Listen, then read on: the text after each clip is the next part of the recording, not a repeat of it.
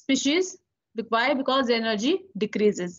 Once the energy decreases, they attain stability. So to attain stability, chemical bonds are being formed in between the two species.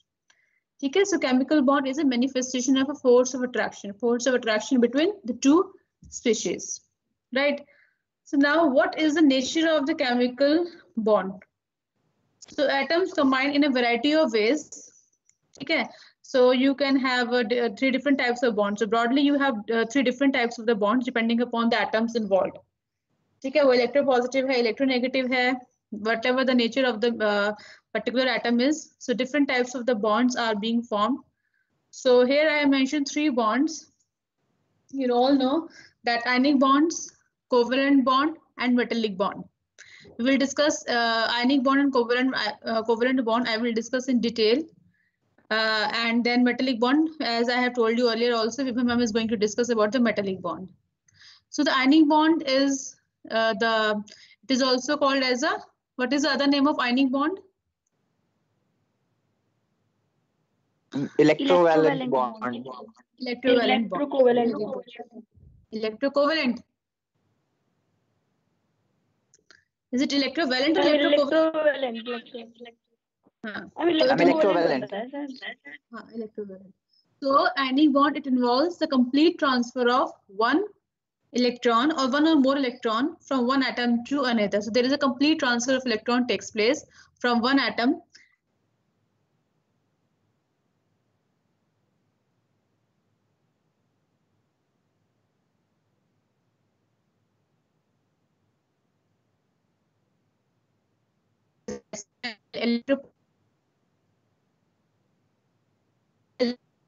Its outermost shell. If it loses outermost shell, then its octet gets completed. A chloride ion is there, so it wants to take the electron. So electron affinity of chloride ion is more, so it takes the electron, and there is a complete transfer of one electron will be there from one atom to another, and that results in the formation of an ionic bond between the two species. And it is also, if you see, it is also largely characterized by large difference in electronegativity. There is a huge difference. One element is from extremely left side, and another element is from the extremely right hand side. So there is a large difference in the electronegativity in between the two species, and therefore, in such type of bonds which are formed in between those species are called as a ionic. So you can say one element is electropositive, element is electronegative, and the type of bond there is ionic bond. Right now, second type of bonding is the covalent bonding. In the covalent bonding, there is a sharing of electrons takes place between the two atoms. Okay, so you already have studied different types of the covalent bonding. Polar covalent bonding can be there if the electronegative difference is small. If there is no electronegative difference, मतलब अगर आपका similar atoms हैं, in that case also you get the sharing of electrons can take place. So the bond which is responsible for holding the two atoms together is your covalent bond. Right, so covalent bond is formed between two electronegative elements or could be generated between less electropositive and one electronegative element. तो दो electronegative elements भी हो सकते हैं और less electropositive और electronegative element हो सकते हैं. So the main point here is that electronegative difference is not much. अगर बिल्कुल zero है, then you have your non-polar, which we have already discussed. Or if there is a small difference in the electronegativity value, then it results in a polar covalent bond. So you have different types of the covalent bonding also.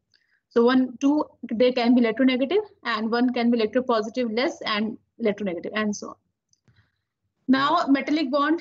In the metallic bond, it has the free movement of valence electrons throughout the crystal, and it is also characterized by small difference. So there is a movement of free electrons. Electrons की free movement है, and there is a small difference in the electronegativity, right, in between the atoms, and the metallic bond is formed between two electropositive elements. दो electropositive elements के बीच में there is a metallic bond, right? So these are the three main type of a bonding. Then you can have hydrogen bonding, you can have coordinate bonding, you can have other bondings as well. ठीक है, तो but mainly हमारे पास जो bonding होती है, they are ionic bonding, covalent bonding, and metallic bonding. ठीक है. Now next, if you classify the chemical bonds based on the type of forces, so chemical bond can be electrostatic or it can be non-electrostatic. Right, So electrostatic force है, you all know the electrostatic force, it can be like strong or weak. Mainly आपका electrostatic bond जो होता है वो strong होता है because plus minus के बीच में attraction है. So if it is a strong, then the strong bonding is there in ionic bonding as well as in the metallic bonding. So ionic bonding and metallic bonding with strong electrostatic force of attraction होता है, whereas in case of hydrogen bonding or dipolar, hydrogen bonding is also one of the strong bonding, but it is weaker than ionic or metallic bonding, right? तो उसमें भी electrostatic force है, ठीक है. Electrostatic, non-electrostatic में electrostatic force of attraction is always stronger than non-electrostatic, but strong होगा in case of ionic and metallic bonding and weak होगा in case of hydrogen and dipolar. Dipolar जिसमें हमारा charge separation हो रहा है. और non-electrostatic आपका होता है covalent, which can be polar as well as can be non-polar, जो already which we have discussed. So there is non-electrostatic. Why? Because this is sharing of electron takes place. Whereas in case of ionic, metallic, hydrogen, dipolar में क्या है? Charge separation है, plus minus होता है, एक del plus है, एक del minus है, या प्लस माइनस है, डेल का साइन लगा के हम वीक हो जाता है वो, पर प्लस माइनस है, so that is strong. Del plus del minus, इसमें चार्ज सेपरेशन है, दैट इज अ हाइड्रोजन और डाइपोलर बॉन्डिंग. ठीक है. सो दीज आर द, आप ये ब्रॉडर क्लासिफिकेशन है केमिकल बॉन्ड्स की on the types of forces which hold the various atoms together, right? So this is a broad classification for the different types of the chemical bond. ठीक है. If I'm going a little fast, then you can tell me. I don't know how many of you are noting the things, but this is a general introduction which I am giving. So I don't think इसमें कुछ आपको problem होगी. ठीक है. Okay. Now next is जो मैंने आपको different types of bonding बताई हैं, तो उसके कुछ examples हैं ये. ठीक है. Like ionic bond is there in NaCl. Calcium oxide में calcium will give its 2 electrons to oxygen. So the bond which is responsible is the ionic bond. Metallic bond, sodium के एटम्स हैं, copper है, alloys हैं, उनमें आपके metallic bond होता है. Hydrogen bonding में one is electronegative element, right? जैसे अमोनिया में, अमोनिया सॉल्यूशन में योर हाइड्रोजन बॉन्डिंग होगा because nitrogen is electronegative, and hydrogen में सॉरी वाटर में ऑक्सीजन इज इलेक्ट्रोनेगेटिव. ठीक है. HF में fluorine is electronegative, so one atom has to be electronegative, then only the hydrogen bonding takes place. And then dipolar में आपके पास NF3 है, polar covalent bond HF H2 जो already discuss किया है हमने. और नॉन पोलर कोवेलेंट बॉन्ड में आपके पास सिमिलर एटम्स हैं, जैसे हाइड्रोजन है, क्लोरीन है, फ्लोरीन है, ये सारे सिंपल मॉलिक्यूल्स हैं. डायटॉमिक में जिसमें इलेक्ट्रॉनिक डिफरेंस इज 0, या जाइंट मॉलिक्यूल्स होता है, आपको डायमंड है, सिलिकॉन कार्बाइड है, SiC, इसमें नॉन पोलर कोवेलेंट बॉन्ड होता है. So these are some of the examples for the ionic for the different types of the bonding. Okay. Okay. So this is the general introduction. Okay. So now in the classical theory we discuss like how the bonding started. ठीक है. So सबसे पहले in 1916, almost 100 years back, और W. Cossell and G.N. Lewis. Lewis का नाम सबने सुना है, Cossell का नाम सबने सुना है. And they started first giving theories or proposing theories regarding the chemical bonding, ठीक है, based on the atomic structure. ठीक है. So that theory is called as electronic theory of valency. ठीक है. तो सबसे पहले अगर हम थोड़ा हिस्ट्री में जाएं, so these are the two scientists which proposed different types of the theories. So first theory that is given by the Cossell and Lewis, they give the electronic theory of valency and to explain the nature of bonds in ionic and non-polar molecules. ठीक है. So nature of bond कैसा है ionic molecules में, non-polar molecules में, how what type of bond is forming in between these type of molecules. They started giving the theory. So Lewis structure, everybody knows the Lewis structure. आपने 11th-12th standard में study किया होगा इसे. Lewis structure is a representation of a covalent bonding using Lewis dot symbols. हम जो outermost orbit में electrons होते हैं उनको हम dot से represent करते हैं. हाइड्रोजन में जैसे 1 है, लिथियम में भी 1 है. ठीक है. इस तरीके से सोडियम में आप दिखाओगे outermost shell में 1 इलेक्ट्रॉन है, तो इस तरीके से हम दिखाते हैं. With shared pair of electron are shown. हम उन्हें डॉट से रिप्रेजेंट करते हैं, तो 2 हैं तो पेयर ऑफ डॉट्स दिखाते हैं, और लाइंस जो हम बनाते हैं that shows the formation of bond. And only valence electrons are shown. ठीक है. वैलेंस शो करते हैं जो कि आपकी शेयरिंग दिखाता है. If the bond are being form then हम उसे लाइन से ड्रॉ करते हैं. On covalent bond formation, atoms go as far possible towards completing the octet. So Lewis structure आपको बताता है कि after sharing of the electrons between the two atoms, why they share the electrons to complete their octet. But there is some limitation. Lewis octet rule में कुछ limitations है वो हम discuss करेंगे. So each atom shares electrons with neighboring atoms to achieve a total of 8 valence electrons. Why do they share electrons? They share to complete their octet, right? So like for some of the examples, the carbon dioxide के लिए outermost shell में दिखा रखा है, carbon और iron के लिए nitride के लिए बता रखा है कि when they share the electrons to complete their octet, carbon के outermost shell में there are only 4 electrons. So 4 electrons अगर carbon के हैं तो 2 electrons it will share from this oxygen, 2 electrons it will share from this oxygen. और तो oxygen के भी कंप्लीट हो गए हैं क्योंकि ऑक्सीजन के 6 होते हैं, तो इस कार्बन से शेयर करे हैं तो ऑक्सीजन के भी 8 हो गए हैं और कार्बन के भी 8 हो गए हैं. ठीक है. सिमिलरली फॉर द कार्बोनेटाइन नाइट्राइटाइन the outermost electrons are being shared to complete their octet. But अब इसमें लिमिटेशन क्या है? The limitation is that it fails to count for the stability of. अब आपके पास कुछ मॉलिक्यूल्स है जैसे BeCl3, BCl3 बोरोन ट्राइक्लोराइड या BeCl2. क्या प्रॉब्लम है इनके अंदर? इनके अंदर इलेक्ट्रॉन डेफिशिएंट हो जाते हैं. बेरिलियम के आउटरमोस्ट ऑर्बिट में कितने इलेक्ट्रॉन्स हैं? 2. बट अगर क्लोरीन से शेयर अगर ये करता है तो क्लोरीन के तो कंप्लीट हो जाएंगे, एक एक इलेक्ट्रॉन अगर शेयर करता है. बेरिलियम के कंप्लीट नहीं हो रहे हैं, इनकम्प्लीट ऑक्टेट है. Similarly for the boron, boron के आउटरमोस्ट ऑर्बिट में देयर आर 3 इलेक्ट्रॉन्स. तो क्लोरीन के साथ शेयर कर रहा है 3 इलेक्ट्रॉन्स, तो बोरोन के तो कंप्लीट, क्लोरीन के तो कंप्लीट हो जाएंगे बट बोरोन के कंप्लीट नहीं होंगे, बोरोन के सिर्फ 6 होंगे. तो octet is not completed. There is no explanation for stability of species. Octet complete नहीं हो रहा है, incomplete octet है. तो उनकी stability के लिए there is no justification from the octet rule. और जो कुछ species ऐसी हैं like PF5 और SF6 जिसमें 8 से ज्यादा इलेक्ट्रॉन्स होते हैं. 8 से ज्यादा कैसे होते हैं? फॉस्फोरस में कितने outermost इलेक्ट्रॉन्स हैं? In phosphorus you have 5. Nitrogen family को belong करते हैं, so you have 5 electrons. So 5 electrons अगर इसके हैं तो ये अगर फ्लोरीन के साथ शेयर करता है तो फ्लोरीन के तो कंप्लीट हो जाते हैं.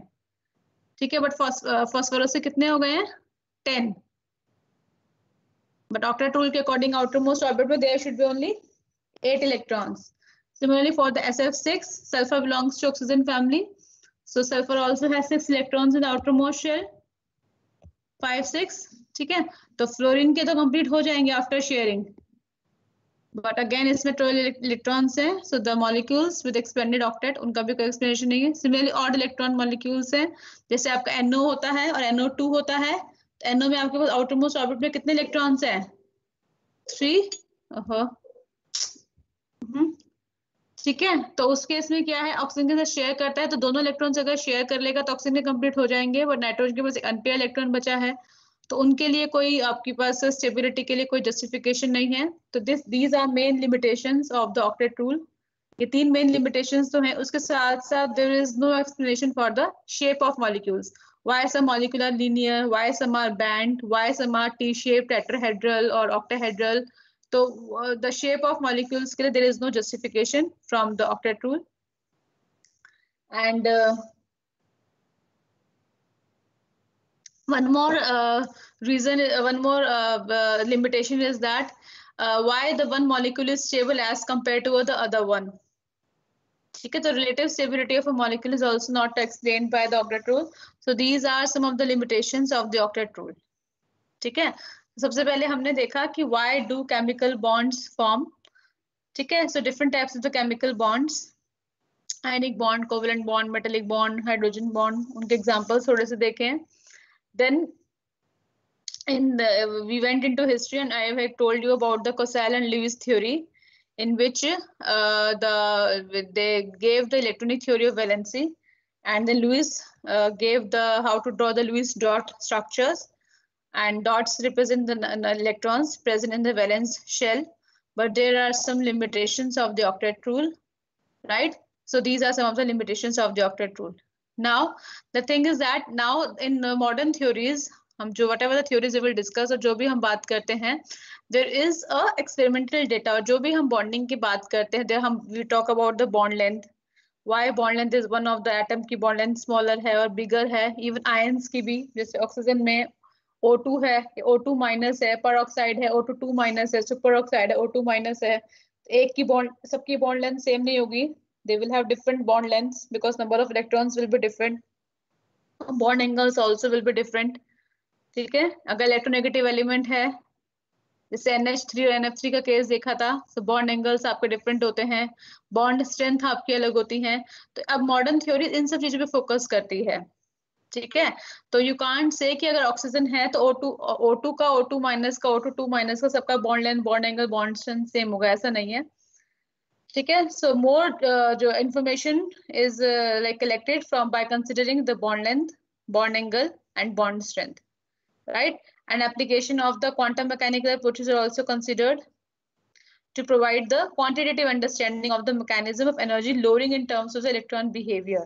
एनर्जी कैसे कम हो रही है, उनके क्या मैकेनिज्म रिस्पॉन्सिबल है, वो हम हाइड्रोजन मॉलिक्यूल के लिए डिस्कस करेंगे।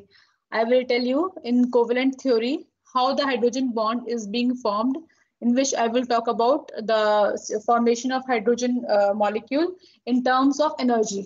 जब दो एटम्स कंबाइन करते हैं तो उनकी एनर्जी किस तरीके से कम हो रही है, इलेक्ट्रॉन का क्या बिहेवियर है, वो सब हम डिस्कस करेंगे when we talk about how the hydrogen molecule is being form. तो सिंपल हम हाइड्रोजन मॉलिक्यूल जो है उसी की बात करेंगे इस केस में, ठीक है। तो मॉडर्न थ्योरीज में ये सब चीजों के बारे में बात करते हैं, लुईस जॉर्ज स्ट्रक्चर की बात अब हम नहीं करते हैं, ठीक है। Okay, so now we will start with ionic bonding, ठीक है।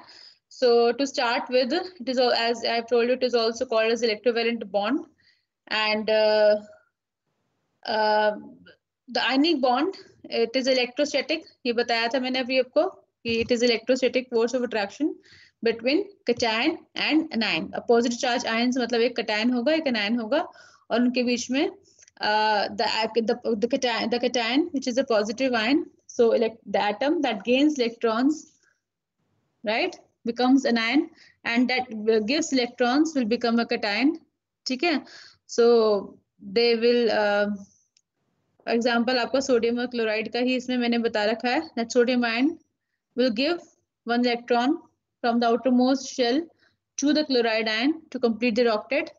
So complete transfer of electron will take place from 281 to 287. So one electron will go from 281 to 287.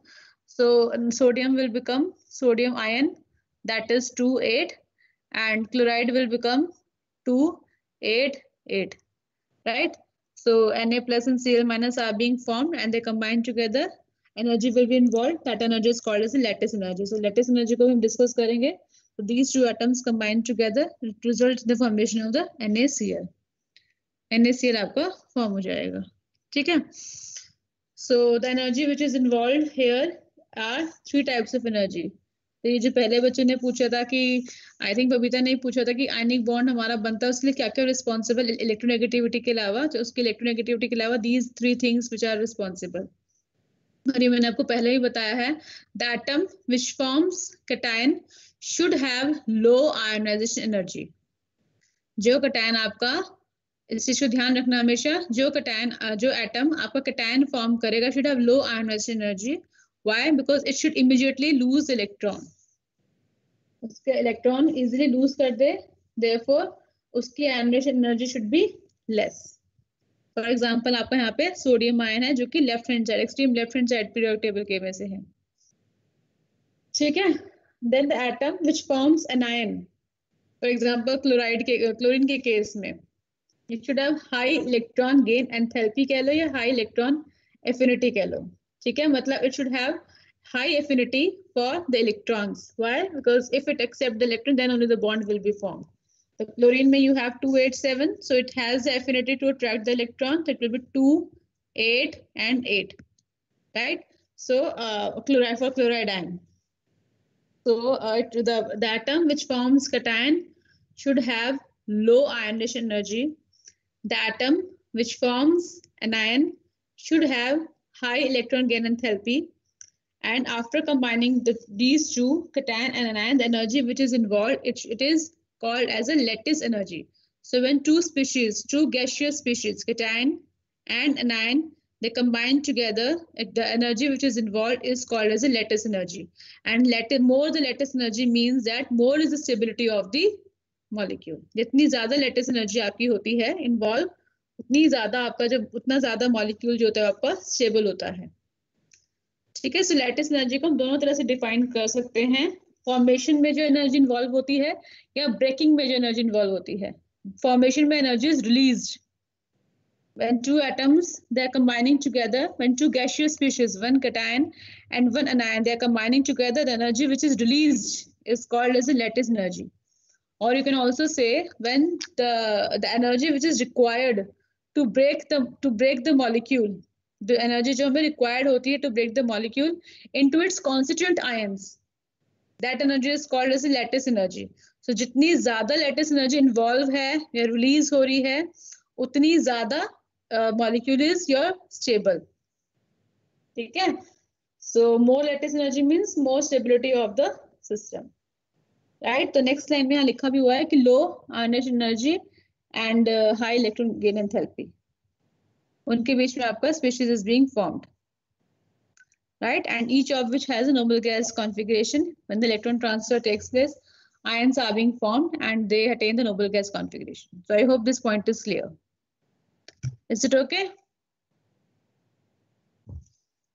Yes, ma'am. Yes, ma'am. Yes, ma'am. Yes, ma'am. Okay. So now after this explanation of this ionic bonding, अभी तक मुझे जितना लग रहा है कि जितना मैंने बताया थोड़ी बहुत information आपके पास होगी. It is just a revision kind of a thing, क्योंकि आपने पढ़ा होगा इस चीज को पहले. Anyways, now these are some of the points of the ionic solids, जो आपके ionic compounds होते हैं. ठीक है. उनके कुछ characteristics हैं. The ionic compounds usually exist as a crystalline solids. अच्छा, यहाँ पे एक और टर्म होता है हमारे पास. एक तो crystalline solid है, एक हमारा आपने एक और टर्म पढ़ा होगा, दैट इज योर amorphous. वो क्या होता है?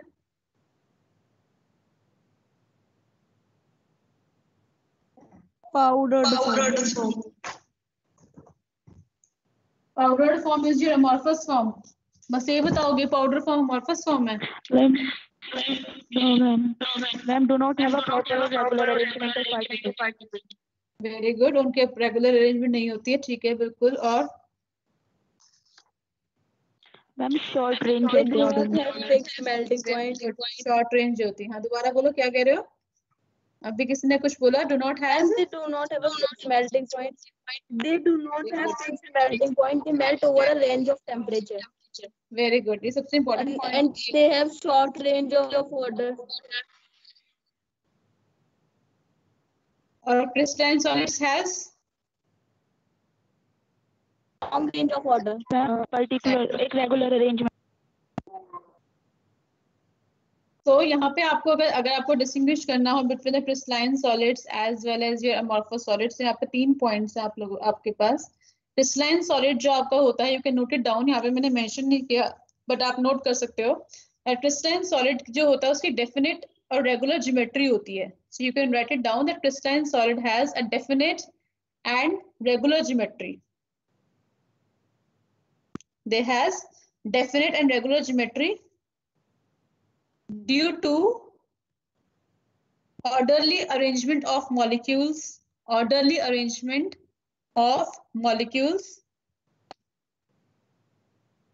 or atoms or ions in 3-dimensional space. So they have definite and regular geometry due to orderly arrangement of molecules, ions, atoms, कुछ भी हो सकता है आपके इसके अंदर, ये अमॉर्फस क्रिस्टलाइन सॉलिड्स के अंदर. Whereas in case of amorphous solids, there does not have a pattern of arrangement. It does not have any pattern of arrangement of molecules, atoms, ions, and does not have any definite geometrical shape. So crystalline solids have long range order. In the next line, you can mention that crystalline solids have a long range order whereas amorphous solids do not have a long range order, they have short range order. तो आप जैसे distinguish करते हो lines draw करके, वैसे ही कर सकते हो कि amorphous solids, crystalline solids में there is definite regular geometry, उसमें definite regular geometry नहीं होती है, और आपका crystalline solids में है they have long range order, amorphous solids में do not have long range order. ठीक है, नेक्स्ट पॉइंट आप इसमें मेल्टिंग पॉइंट का लिख सकते हो, जो अभी बताया है दैट मेल्टिंग पॉइंट क्या होता है सबको पता है, when you heat the solid then it changes into the liquid state and that is the melting point. So the crystalline substance has a sharp melting point. आपका sharp melting point होगा, particular temperature पर ही melt करता है. आपने अगर organic chemistry के crystals अगर अपने स्कूल्स में बनाए हैं तो आपने देखा होगा कि अगर वो आपका प्योर क्रिस्टलाइन सॉलिड है जिसको आप मेल्ट कर रहे हो तो आप देखोगे पर्टिकुलर टेम्परेचर पर ही वो मेल्ट करेगा. बट अगर आपने जो रिक्रिस्टलाइज अगर ठीक से नहीं किया है तो वो एक रेंज ऑफ टेम्परेचर में मेल्ट करता है. आई डोंट नो सबके स्कूल्स में हुआ होगा या नहीं हुआ होगा, पर ऑर्गेनिक में रिक्रिस्टलाइज करते हो आप लोग, कराएगा किसी ने? मेल्टिंग पॉइंट लिया है कभी स्कूल में? नहीं.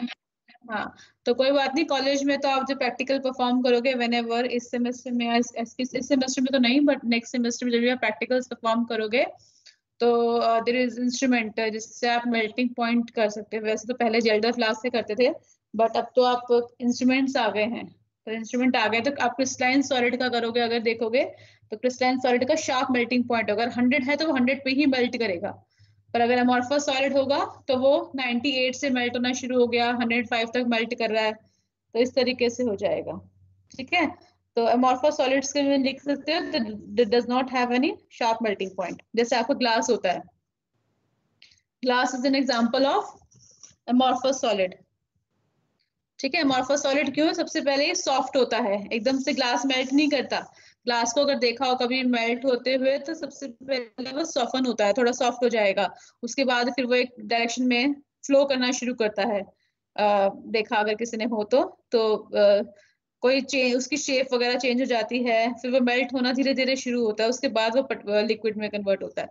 तो glass is a good example of this amorphous solid. ठीक है, ओके, नेक्स्ट पॉइंट आप लिख सकते हो. अगर आप लोगों ने आइसोट्रोपिक एंड आइसोट्रोपी पढ़ा है तो उसमें आपको पता होगा कि जो अमॉर्फस सब्सटेंस होते हैं, सॉरी, जो आपके, क्या बोल रहे हो बच्चे मेरे को? कौन बोल रहा है? अमॉर्फस सॉलिड्स जो होते हैं वो आपके क्या होते हैं? आइसोट्रोपिक होते हैं. जो अमॉर्फस सब्सटेंस हैं दे आर आइसोट्रोपिक, whereas जो crystalline solids होते हैं they're anisotropic. Now what is isotropic and isotropic?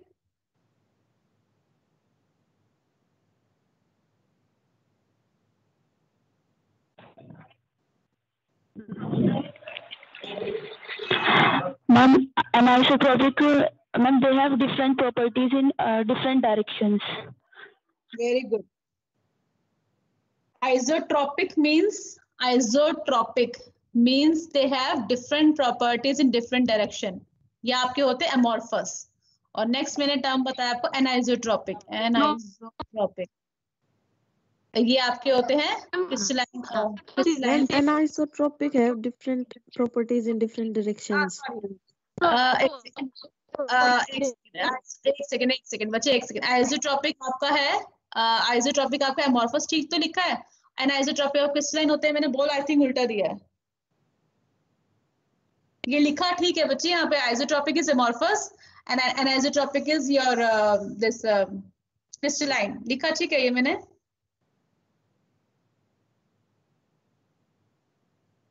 गलत बोल दिया है मैंने?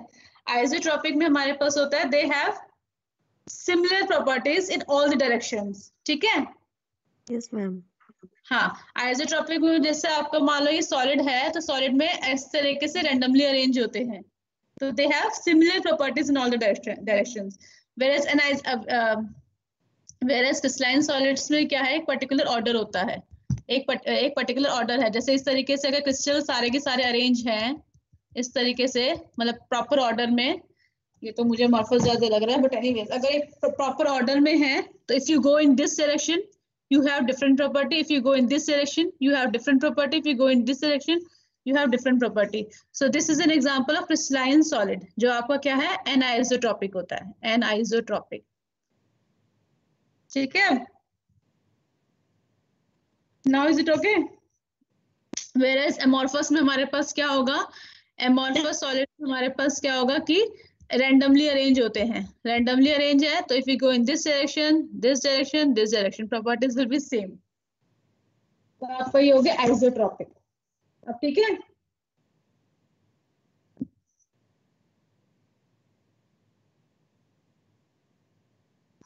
अभी भी ठीक नहीं है? ठीक है मैम। अगर किसी को नहीं समझ में आया तो पूछ लो बच्चे.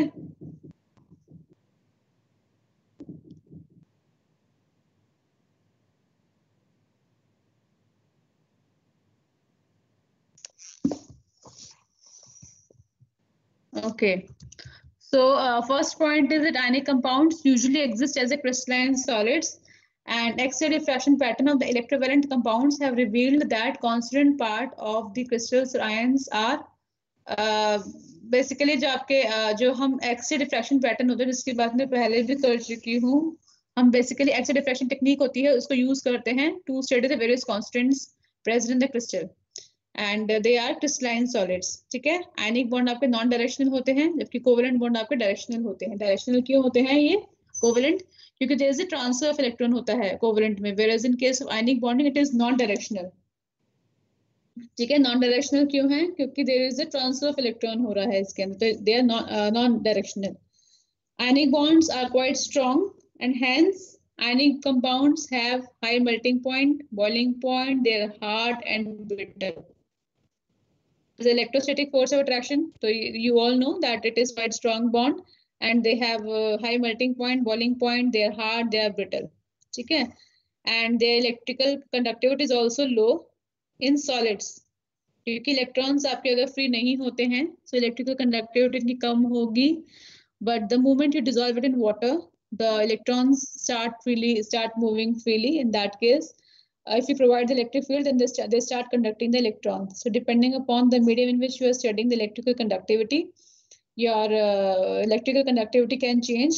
If you are studying in solids, then they are not good conductors, but otherwise they are good conductors when the electric field is applied, because the ions start flowing. So ions flow करेंगे, so they will be a good conductor of electricity. And ionic compounds are also soluble in polar solvents, so like dissolve like पता है. तो polar solvents जो होते हैं उसमें आपके ionic compound dissolve हो जाते हैं, क्योंकि पोलर सॉल्वेंट्स में प्लस माइनस चार्ज सेपरेशन होगा, आयनिक कंपाउंड से प्लस माइनस चार्ज सेपरेशन होगा. सो जैसे वाटर में सॉल्युबल हो जाएंगे. बट जो आपके ऑर्गेनिक कंपाउंड्स होते हैं, ईथर है, बेंजीन है, कार्बन टेट्राक्लोराइड है और भी हेक्सेन है, तो उसमें आपके आयनिक कंपाउंड सॉल्युबल नहीं होते हैं. ठीक है? तो लाइक डिसॉल्व लाइक आपको इसमें ध्यान रखना है. ठीक है? अच्छा, यहाँ पे तो मैंने इतनी प्रॉपर्टीज ही मेंशन करी है, but there is one more property which I would like to tell, that if you talk about the ionic solids की अगर हम बात करते हैं, जैसे मैंने आपको बताया आयनिक सॉलिड्स जो होते हैं वो आपके हार्ड होते हैं. ठीक है? सो हार्डनेस आप बता सकते हो, why? Because there is a strong electrostatic force of attraction between the two ions. ठीक है? टू आयंस मतलब कैटायन और एनायन. कैटायन और एनायन के बीच में there is a strong force of attraction is there between the two ions, and therefore they are hard. अच्छा, अब हार्डनेस जो होती है वो डिपेंड करती है स्ट्रक्चर के ऊपर, इंटरआयनिक डिस्टेंस के ऊपर और चार्ज के ऊपर. इस पॉइंट को एक बार नोट डाउन कर लो. जो आपकी हार्डनेस होती है, हार्डनेस जो होती है, जिनकी हार्डनेस मतलब जिनकी सिमिलर स्ट्रक्चर है. अगर मैं हार्डनेस की बात करती हूँ, ऐसा नहीं कि एक स्ट्रक्चर आपका ऑक्टाहेड्रल है और एक स्ट्रक्चर आपका लीनियर है, उन दोनों स्ट्रक्चर्स को कंपेयर करके कह रहे हो कि वो एक हार्ड और एक सॉफ्ट क्यों है. तो हम सिमिलर स्ट्रक्चर्स की बात करें, अगर सिमिलर स्ट्रक्चर्स की हार्डनेस की फिर बात करते हैं. ठीक है? मैं इसका एग्जांपल भी दूंगी अभी आपको एक. तो उस केस में आपको देखना है कि उसका इंटरआयनिक डिस्टेंस कितना है. इंटरआयनिक डिस्टेंस देखोगे आप, और सेकंड थिंग आप देखोगे उसमें चार्ज कितना है. ये दो चीजें देखोगे. ठीक है? जैसे एग्जाम्पल मैं आपको देती हूँ, जैसे एक एग्जाम्पल है आपका SRO, स्ट्रोंशियम ऑक्साइड और लिथियम क्लोराइड. इन दोनों का सिमिलर स्ट्रक्चर्स होते हैं. ठीक है? सो SRO जो आपका स्ट्रोंशियम ऑक्साइड है is more harder than LiCl। इन दोनों आपके जो ये मॉलिक्यूल्स हैं स्ट्रोंशियम ऑक्साइड के लिथियम क्लोराइड के इंटरआयनिक डिस्टेंस आर सिमिलर। इनके इंटरआयनिक डिस्टेंस जो है वो सिमिलर हैं, बट इनका चार्ज अलग है। स्ट्रोंशियम ऑक्साइड में इफ यू सी +2 -2, लिथियम में +1 और -1। तो more is the charge, more will be the hardness. Just mention this thing, जितनी ज्यादा आपका चार्ज होगा उतना ज्यादा आपका क्या होगा, हार्डनेस विल बी देयर, क्योंकि उतनी ज्यादा इलेक्ट्रोस्टैटिक फोर्स ऑफ अट्रैक्शन होगी, उतनी ज्यादा आपको उसकी प्रॉपर्टीज मतलब आई मीन एनर्जी कह सकते हो, या फिर the more harder they will be. तो स्ट्रोंशियम ऑक्साइड और लिथियम क्लोराइड में strontium oxide will be more harder than lithium chloride. ठीक है। अब जैसे हमारे पास एक है ये जैसे मैग्नीशियम ऑक्साइड है MgO, ऐसा MgO कैल्शियम ऑक्साइड, और आपका है स्ट्रोंशियम ऑक्साइड और बेरियम ऑक्साइड। अब इनमें क्या है, सब में चार्ज सेम है, बट इंटरआयनिक डिस्टेंस जो है वो इनके साथ बढ़ता जा रहा है। तो इंटरआयनिक डिस्टेंस बेरियम ऑक्साइड में ज्यादा है, then strontium oxide, then calcium oxide and magnesium oxide. तो मोर इज द चार्ज, जितना ज्यादा इंटरआयनिक डिस्टेंस होगा उसकी हार्डनेस उतनी कम होगी। ये मैंने आपको बताया है R। ठीक है, सो आप कह सकते हो more is the R, hardness will be less. This is the first point. Second point लिख लो, more is the charge, charge को मैं Q से रिप्रेजेंट कर रही हूँ, more is the charge, more will be the hardness.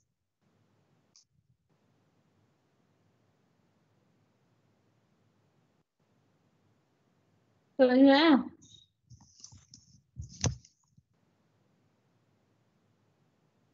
Ma'am एक बार फिर से एक्सप्लेन कर दीजिए।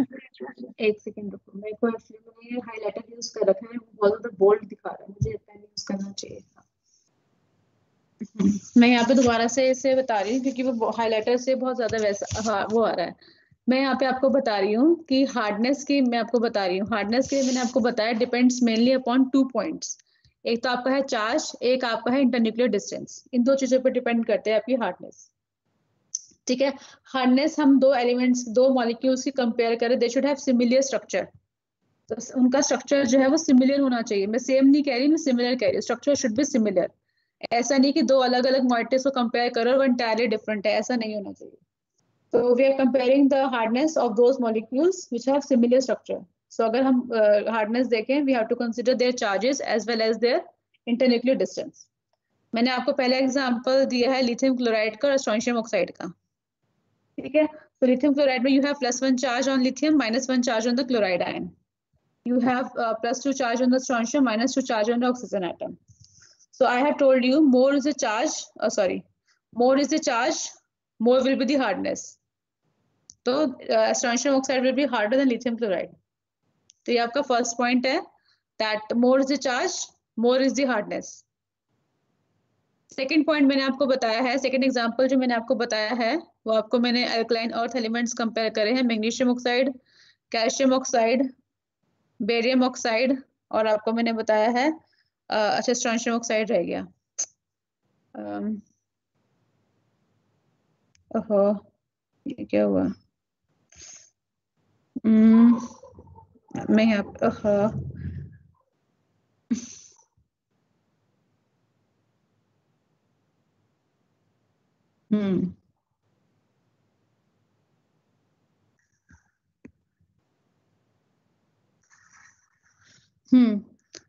Strontium oxide and barium oxide alkaline earth elements मैंने लिए हैं। अगर इनके इंटरन्यूक्लियर डिस्टेंस की हम बात करें, इट इज 2.05 एंगस्ट्रॉम। एंगस्ट्रॉम में वैल्यूज हैं आपकी। इट इज 2.40, स्ट्रोंशियम के लिए it is 2.57 and for barium it is 2.77 angstrom. So what I am telling you is that more is the R. Second point यहाँ पे आप लिख लो, अगर R जितना ज्यादा होगा हार्डनेस उतनी कम होगी, हार्डनेस उतनी कम होगी। तो barium oxide will be less harder, it will be like this, it will be like this. तो ये हार्डनेस के लिए आपके पास this is the rule, less is the R, more less is the R, more is the hardness and vice versa.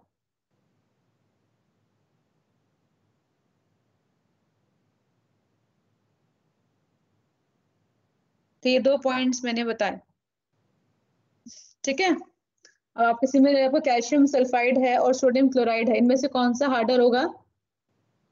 Both have similar Calcium sulfide. Interionic distance दोनों के same है। अगर इंटरआयनिक डिस्टेंस दोनों के सेम है तो calcium sulphide will be harder than sodium chloride.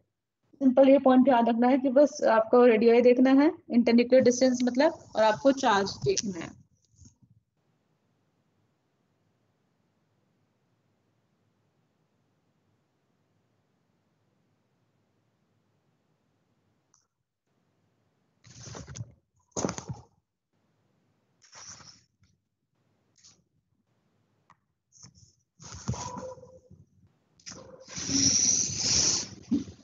अच्छा, ये तो मैंने आपको हार्डनेस बताया है कि आपको जो आपके आयनिक सॉलिड्स होते हैं ये आपके हार्ड होते हैं, ठीक है। नेक्स्ट स्लाइड पे चले हम।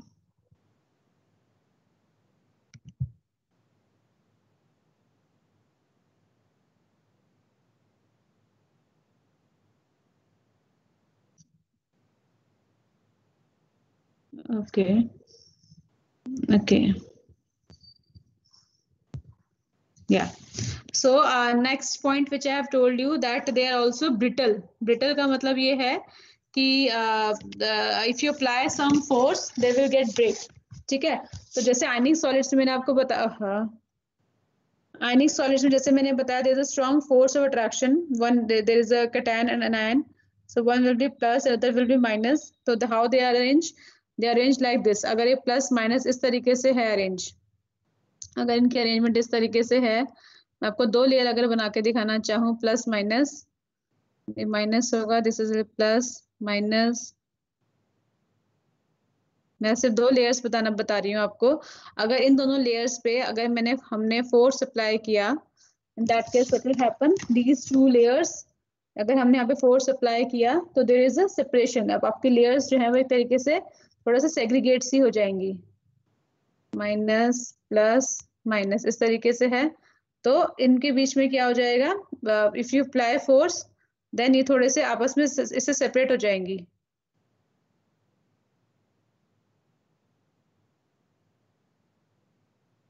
तो अब ये सेपरेट थोड़ी सी हो गई है जिसकी वजह से they are brittle, they will get break. Similar charges अगर आप देखोगे तो similar charges coming near, right, तो it will result in the breaking of the crystal, है ना। यहाँ पे अगर आपने यहाँ पे फोर्स अप्लाई किया है देन सिमिलर चार्जेस आपके आ रहे हैं, प्लस के नीचे प्लस आ रहा है, माइनस के नीचे माइनस आ रहा है, सो सिमिलर चार्जेस आएंगे, it will result in the breaking of the crystal. तो आपका क्रिस्टल जो है ब्रेक हो जाएगा, right? So you can mention that when force is applied, one layer of iron moves across the second layer. So when the force is applied, one layer of iron moves across the second layer, and due to this movement, your iron with similar charges come near to each other, and there is a repulsive force which acts between these 2 charges, and your crystal breaks down. Like breakdown of the crystal takes place. ठीक है। तो similar charges अगर आएंगे, if you apply the force then the crystal will break down.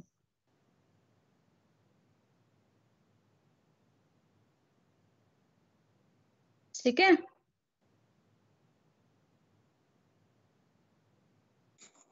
Yes, ma'am. और solubility का, हाँ solubility का मैंने आपको बता दिया है कि जो आपके जो आयनिक सॉलिड्स होते हैं they are soluble in water and insoluble in your organic solvents. Water में सोल्यूबल क्यों होता है? क्योंकि वाटर का हाई डाइलेक्ट्रिक कांस्टेंट होता है। तो हाई डाइलेक्ट्रिक कांस्टेंट जो होता है वो जो आयनिक फोर्स जो उनके बीच में हेल्ड करता है, मॉलिक्यूल्स के बीच में ब्रेक डाउन हो जाता है, जिसकी वजह से वो वाटर में डिसॉल्व हो जाते हैं।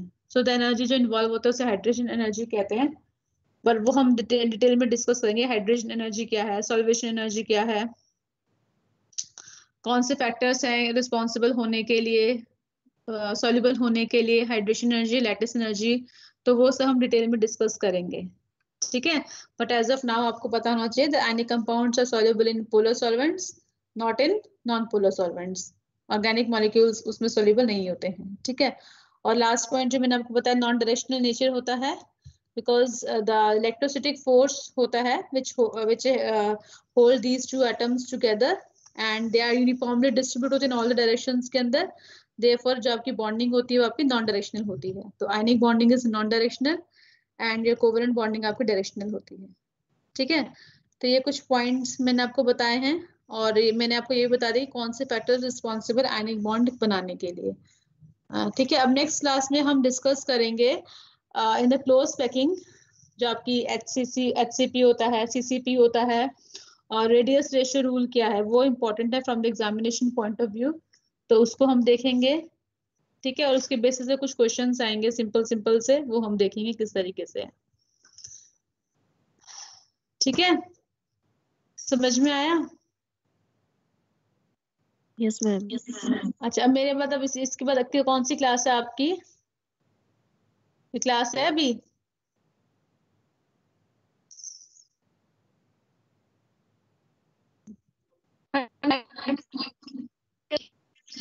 क्या बोल रहे हो? आवाज नहीं आ रही।